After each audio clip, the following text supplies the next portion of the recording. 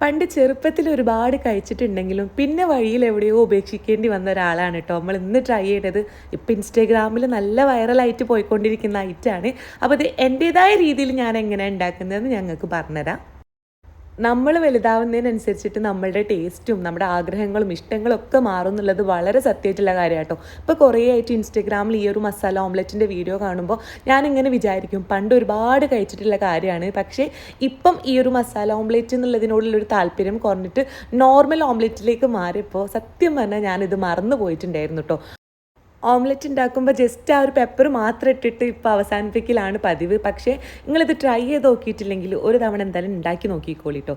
അപ്പോൾ ഈ ഓംലെറ്റ് ഉണ്ടാക്കുമ്പോൾ ഏറ്റവും വലിയ ടാസ്ക് ഈ ഒരു മറിച്ചിടുന്ന പരിപാടിയാണ്. എത്രയൊക്കെ കിച്ചണിൽ കയറുന്ന ആളാണെങ്കിലും ഈ ഒരു ട്വിസ്റ്റിങ്ങിന് ഒരു പ്രത്യേക ഭാഗ്യം തന്നെ വേണം കേട്ടോ.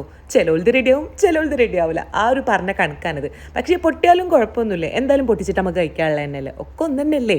അപ്പോൾ എന്തായാലും നിങ്ങൾ ട്രൈ ചെയ്ത് നോക്കിക്കോളി. സംഭവം അടിപൊളിയാണ്, നല്ല ടേസ്റ്റാണ്.